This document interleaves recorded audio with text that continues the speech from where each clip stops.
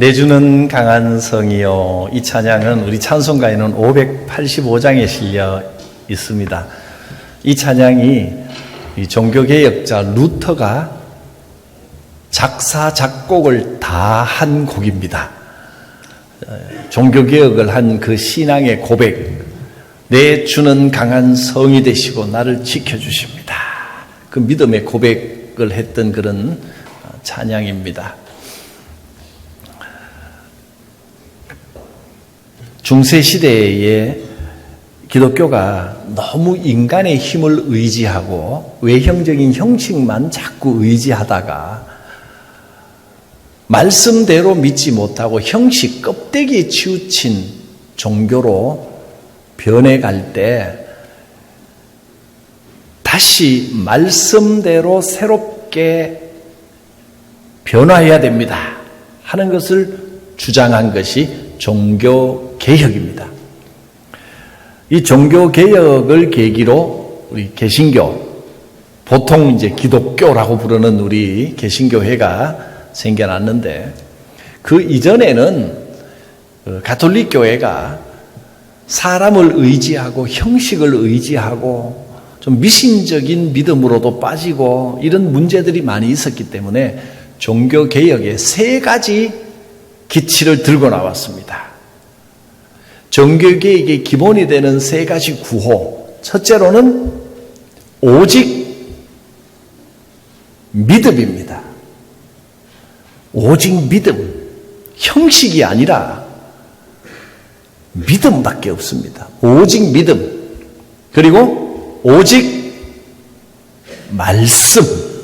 성경으로 돌아가야 됩니다. 그게 막 성경 말씀에 인간의 생각을 막 덧붙여 놓고 성경에도 없는 교리를 막 만들어내고 이래서는 안 되고 계속해서 말씀으로 돌아가야 됩니다. 오직 말씀. 그리고 오직 은혜. 인간의 공로가 아닙니다. 하나님의 은혜밖에 없습니다. 오직 믿음, 오직 말씀, 오직 은혜. 세 가지 오직입니다. 그래서 이 구호가 유명합니다. 라틴어로 솔라가 이제 오직이라는 뜻입니다. 솔라 피데, 오직 믿음. 솔라 스크립투라, 오직 성경. 솔라 그라티아, 오직 은혜. 이것이 종교개혁의 정신이었습니다. 오늘 이 정신을 다시 한번 새기면서 우리도 오직 믿음으로, 오직 성경으로, 오직 하나님의 은혜로 이 믿음으로 돌아갈 수 있기 바랍니다. 한번 따라하겠습니다. 오직 믿음, 오직 말씀, 오직 은혜. 할렐루야. 우리가 예수님을 믿는다고 하는데 믿는다고 다 똑같은 믿음이 아니라 믿음의 모습도 참 여러 가지입니다. 사도 바울이 2차 전도 여행 때 마게도니아 사람이 우리에게도 복음을 전해주시오 하는 환상을 보고 유럽으로 갔죠. 그래서 그 유럽의 5개 도시에 교회를 세웠습니다. 이 5개 교회가 각자 신앙적인 스타일이, 특징들이 좀 있었다고 제가 말씀드렸습니다. 5개 교회. 적지 않은데 5개나 되는데 잘 기억하실 수 있겠는지. 첫째, 무슨 교회? 빌립보 교회. 두 번째, 데살로니가 교회. 세 번째, 베레아 교회. 네 번째, 아덴 교회. 다섯 번째, 고린도 교회. 대단하십니다. 우리 성광교회 수준입니다. 이 5 신앙의 스타일로 분류를 해봤었습니다. 이렇게 전도를 하고 난 다음에 이제 바울 일행은 원래 출발했던 안디옥으로, 고향교회로 다시 돌아갑니다.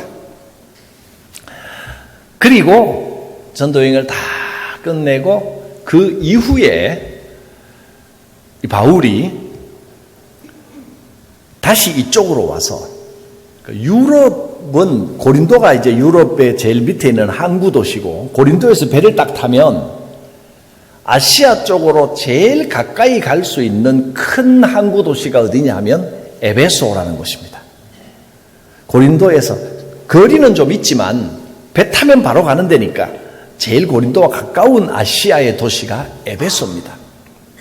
바울이 그 에베소에 방문을 했습니다.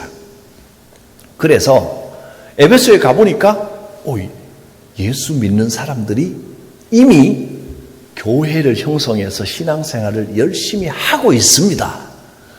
그래서 바울이 자기가 전도한 곳이 아닌데 열심히 신앙생활 하는 걸 보고 참 마음에 또 흡족했습니다. 그래서 그 성도들 몇 사람을 열 몇 명을 이제 만날 기회가 있어서 만났는데 이상하게 대화를 해보니까 뭔가 이분들이 신앙생활을 하면 막 긍정적이고 힘이 나고 막 할렐루야 막 좀 이 생명력이 있고 기쁨이 있고 이래야 될 것 같은데 뭔가 꾹 눌려 있는 듯한 이런 느낌을 좀 받습니다. 뭔가 신앙생활을 하는데 기쁨이 충만한 게 아니고 피곤해 보이는 거예요. 신앙생활 하는 게 더 막 찌들리고 눌려 보이는 근심걱정이 가득한 것 같은 느낌을 좀 받습니다. 그래서 왜 이럴까 생각하다가 바울이 원인을 발견했습니다. 이 사람들을 보고 뭐라고 말했냐면, 여러분 믿는데 왜 이렇게 얼굴에 그늘이 있을까? 그래서 이렇게 묻습니다. 여러분 믿기는 믿는데 잘하셨는데 여러분 믿음 생활하면서 성령을 받았습니까? 이렇게 물었습니다. 성령님과 동행하면 저렇게 낯빛이 어두울 수가 없는데, 저렇게 찌들릴 리가 없는데, 교회 생활이 막 신이 날 텐데 뭔가 좀 눌린 느낌이, 성령 받았습니까? 이렇게 물었더니 이 사람들이 예? 성령이 뭡니까? 우리는 성령이 있다는 소리도 못 들어봤습니다. 이렇게 대답을 하는 거예요. 성령을 모르고 신앙생활. 성령을 모르고 신앙생활 하는 게 가능하겠습니까? 이분들이 전도를 받아서 복음을 듣고 대충은 아는데 하나는 알고 둘은 모르는 겁니다. 누가 이 에베소에 이 전도를 했느냐 하면 고린도에서 활동하고 있는 아볼로라고 하는 선생님이, 이분이 성경 공부도 많이 하고 또 아주 훌륭한 성경학자입니다. 말도 잘하고 강의도 잘하고 가르치기도 잘하고 설교도 잘하고 그렇습니다. 아볼로, 이 선생님이 고린도에서 배를 타고 에베소에 와서 전도를 했던 겁니다.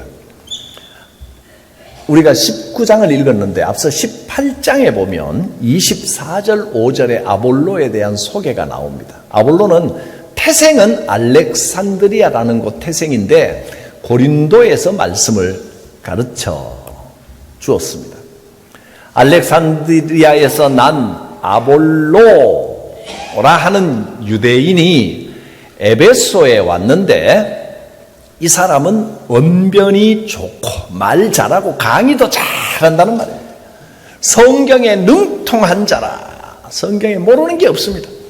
그가 일찍이 주의 도를 배워 예수님을 믿었습니다. 그래서 열심으로 예수에 관한 것을 자세히 말하며 가르쳤습니다. 그런데 문제는 뭐냐면 복음의 깊은 데까지는 잘 모르고 요한의 세례만 알 따름이라. 요한의 세례까지밖에 모릅니다. 요한의 세례가 뭔가 하면 회개의 세례입니다.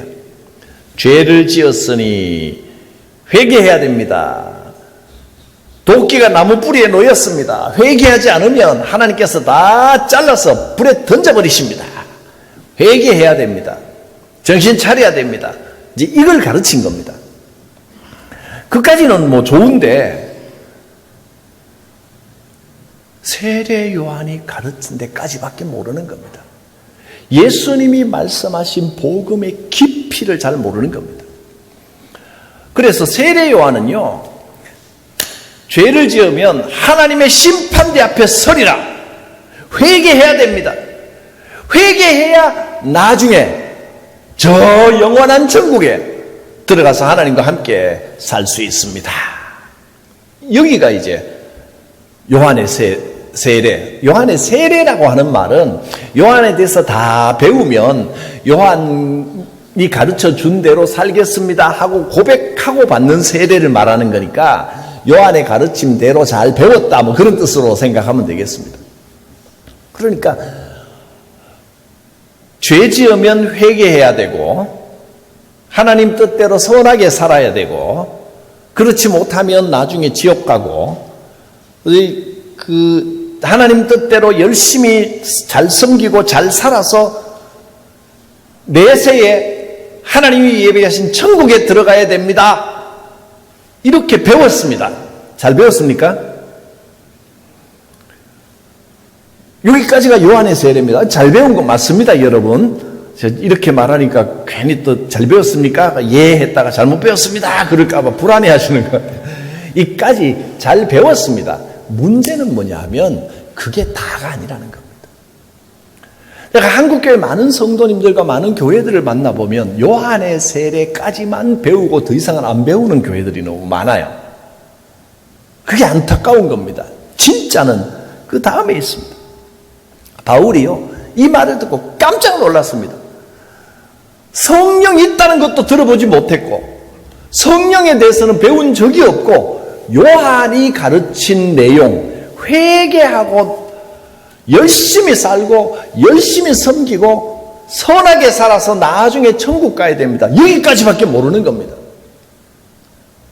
바울이 깜짝 놀랐습니다. 그래서 이 성령님과 예수님이 가르쳐 주신 복음에 대하여 이 사람들에게 새롭게 가르쳐 줍니다. 요한은 지금 회개하고 열심히 살면 하나님의 심판대 앞에서 용서를 받고 영원한 천국에 들어갑니다. 이걸 가르쳤는데 예수님은 여러분 반대로 가르치셨습니다. 예수님은 회개하라라고는 가르치셨는데 회개하면 어떻게 된다 그랬습니까? 나중에 들어갈 천국을 기다리라고만 했습니까? 예수님은 기다리기만 해서는 안 된다는 거예요. 회개하면 어떻게 된다 그랬습니까? 천국이 가까이 왔느니라. 천국이 임하는 겁니다. 임하는 겁니다. 나중에 들어갈 천국만이 아니라 예수님이 가르친 천국은 우리에게 임하는 거예요. 우리가 지금 이 땅에서 지금 천국을 누리면서 사셔야 됩니다. 그게 예수님의 가르침입니다. 나중에 들어갈 천국만 기다리고만 있지 말고 지금 천국을 누리며 살아야 된다. 그래서 예수님이 부활하셔서 다시 오셔서 뭐라고 하셨어요? 너희에게 뭐가 있을지어다? 너희에게 평강이 있을지어다. 이것을 3번이나 말씀하셨습니다. 평강을 누려야 된다. 그것이 하나님이 기뻐하시는 것이다. 이 땅에서 무슨 일을 만나든지 주님의 평강을 잃어버려서는 안 된다. 무슨 일을 만나든지 천국의 마음을 가지고 살아야 된다. 그게 예수님이 가르치신 겁니다. 이건 모르고 그게 진짜 복음입니다. 예수 믿으면 천국이 임하기 때문에 평강이 옵니다. 기쁨이 있습니다. 할렐루야. 무슨 일을 만나도 두렵지 않습니다. 하나님이 함께 하시고 지켜주시는 줄 믿습니다. 천국에 있는 사람은 다른 사람과도 화목합니다. 내 마음에 평화가 있고 내 인생에 평화가 있고 사람 사이에 평화가 있습니다. 무슨 일을 만나도 기쁨이 있습니다. 우리의 겉사람은 날로 쇠약해지지만 후패하지만 시간이 가면 몸도 약해지고 마음도 약해지는 것 같지만 그러나 주 안에서 여러분은 천국을 누림으로 이 복음으로 인하여 날로 새롭도다. 할렐루야. 이것이 주님이 주신 복음입니다. 바울이 다시 가르칩니다. 본문 4절에서 7절을 보면요. 19장 4절 7절 제가 3번역으로 적어봤습니다. 한번 보시겠어요? 이렇게 바울이 에베소 교인들 12명쯤 모여있던 대화하던 그 사람들에게 말합니다. 바울이 말하였다. 여러분, 요한은 백성들에게 자기 뒤에 오시는 분, 자기 말만 믿으라고 한 게 아니라 진짜는 내 뒤에 오시는 예수님이 하시는 말씀이 진짜입니다. 그걸 믿어야 됩니다. 라고 하면서 회개를 가르쳤다는 겁니다. 그리고 에베소 교회, 이 짧게 말했지만 이 12명의 에베소 교인들이 이 가르침을 받고 그렇구나. 세례 요한이 가르쳐준 회개만 배우면 되는 게 아니고 예수님이 가르쳐주신 복음이 진짜로구나. 그리고 복음의 참 의미를 깨달았습니다. 신앙생활은 복음이구나. 이 기쁨을 누려야 되는 거구나. 내 인생에 임하신 천국을 누려야 그게 진짜 복음이구나. 이걸 깨닫고 주 예수 이름으로 세례를 받았습니다. 요한의 세례가 아니라 예수 이름으로 세례를 받았다. 세례식을 거행했다는 의미라기보다는 세례식을 했든 안 했든 간에 예수님의 가르침대로 아멘하고 그렇게 살기로 작정했다. 그런 뜻입니다. 그랬더니 바울이 그 사람들 머리에 손을 얹고 안수하니까 드디어 성령이 임하셨습니다. 방언도 하고 예언도 하고 그 사람들이 12명쯤 됐다 그랬습니다. 언제 성령이 임했다고요? 복음을 올바로 깨닫고 복음이 이것이구나. 그걸 제대로 알고 고백하니까 성령이 풍성하게 임했습니다. 여러분, 사도 바울이 에베소 성도들에게 물었던 이 질문 다시 던집니다. 여러분, 믿을 때에 성령 받으셨습니까? 성령과 동행하고 계십니까? 그래야 됩니다. 근데 사실 여러분이 잘 인지하지 못했다 하더라도 성령을 받으시긴 다 받으신 겁니다. 왜냐하면 성령이 감동하시지 않으면 여러분 여기 와서 앉아 있을 수가 없습니다. 성령이 감동하지 않으셨으면 여러분이 예수님을 주님이라 고백할 수가 없습니다. 알게 모르게 불식간에 성령이 지나가신 겁니다. 어떻게 알 수 있느냐?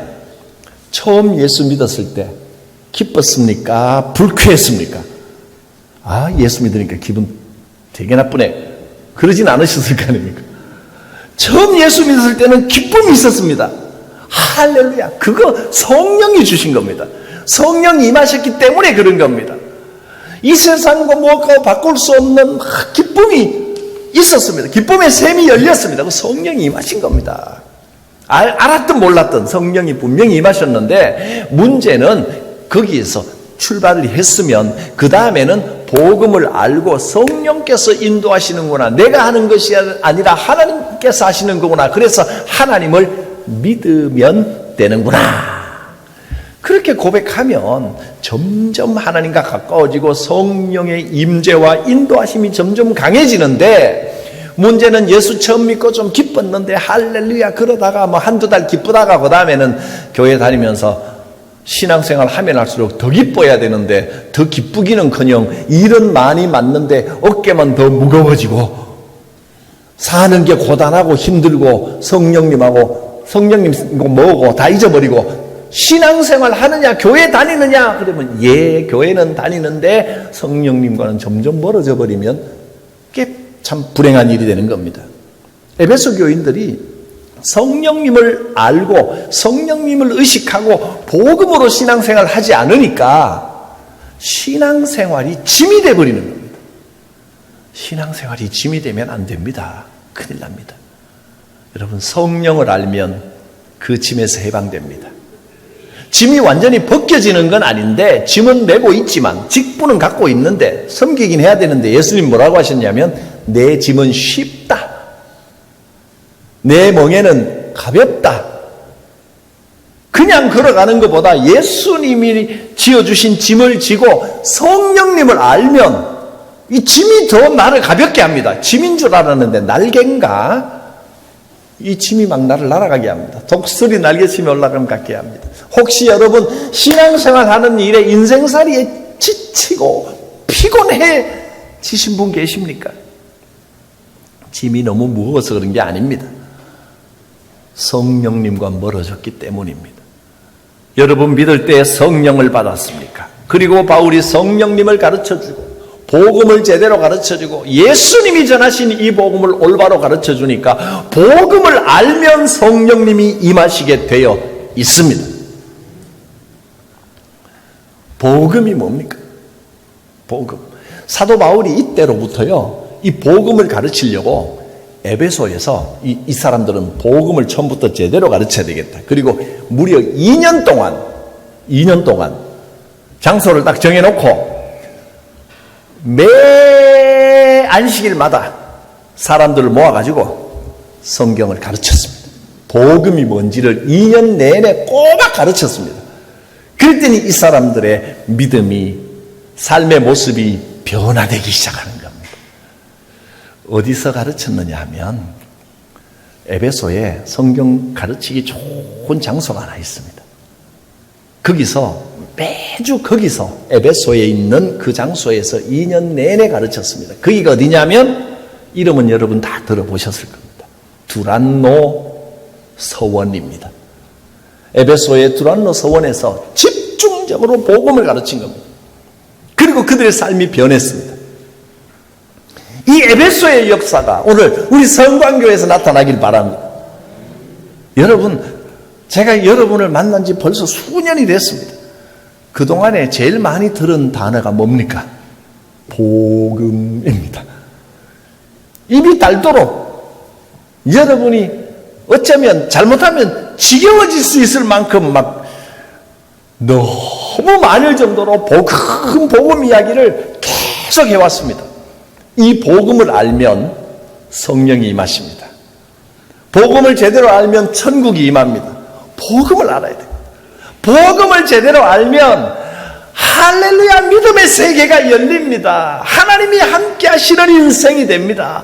복음을 알면 성령이 임하십니다. 복음이 뭡니까? 복음이 기쁜 소식.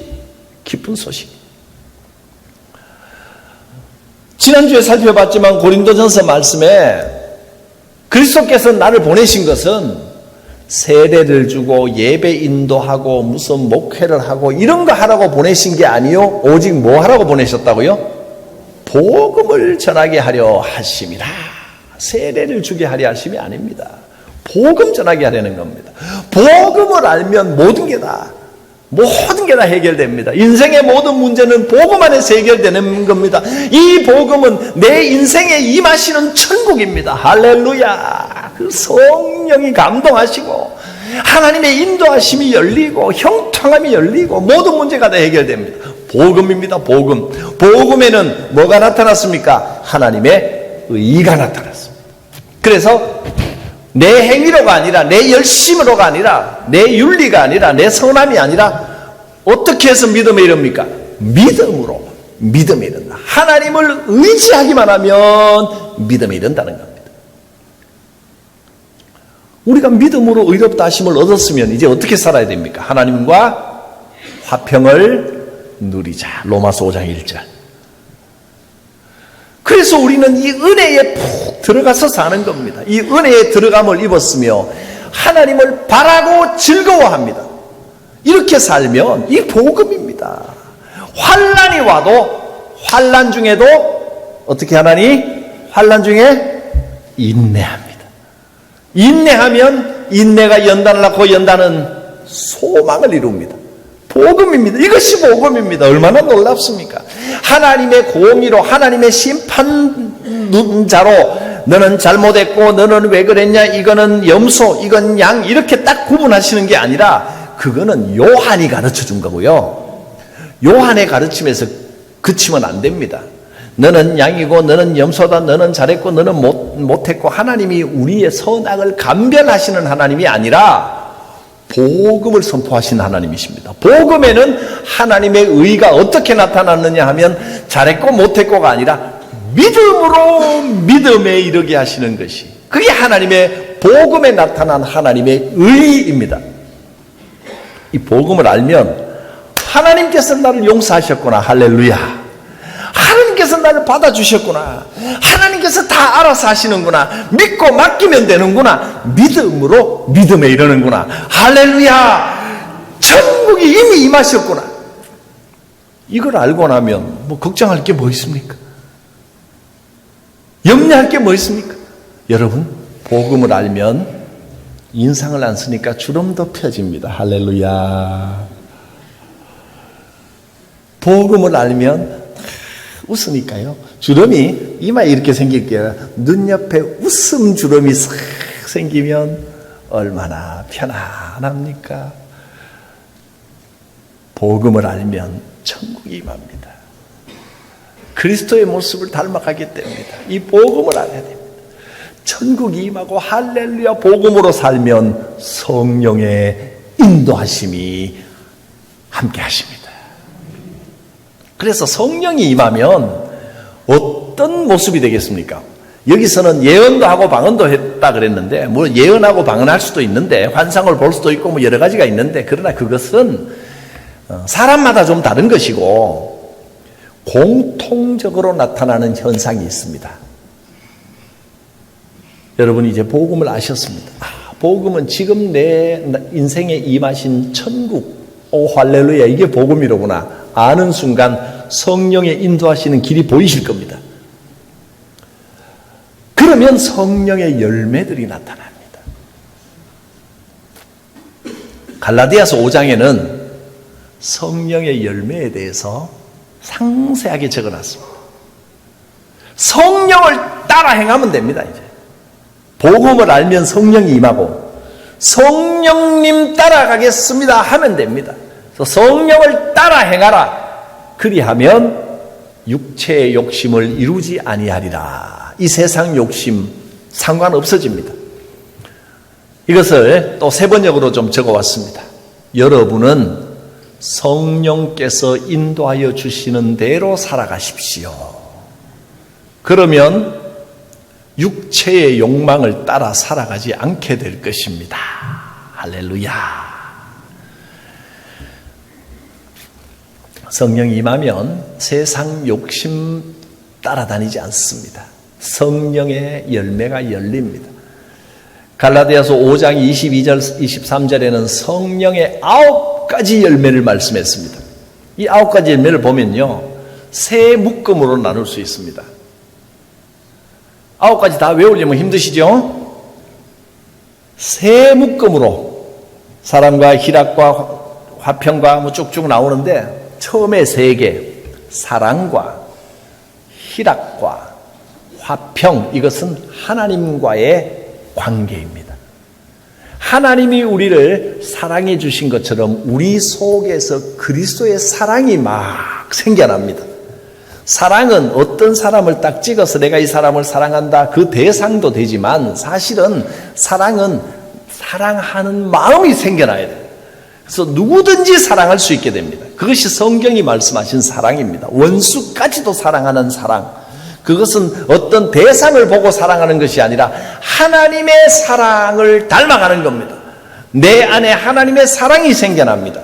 사랑과 희락, 기쁨입니다. 기쁨의 샘이 열리는 겁니다. 성령이 임하시면 기쁨의 샘이 열립니다. 무슨 일을 만나든지 이 기쁨을 잃어버리지 마시기 바랍니다. 사랑과 희락과 화평, 편안합니다. 하나님과 더불어 화평을 누리라. 하나님과의 관계. 두 번째는 이웃과의 관계가 계속 이어집니다. 오래 참음과 이웃이나 다른 성도들과의 관계, 오래 참음. 성령이 임하시면 참는 능력이 생깁니다. 자비와 양선.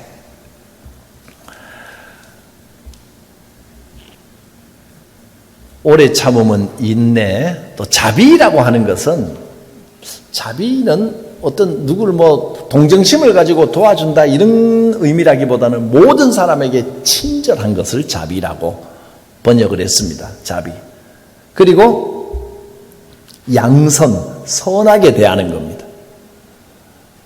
이것이 다른 사람과의 관계입니다. 그 다음에 나 자신과의 관계가 계속 이어집니다. 충성과 온유와 절제입니다.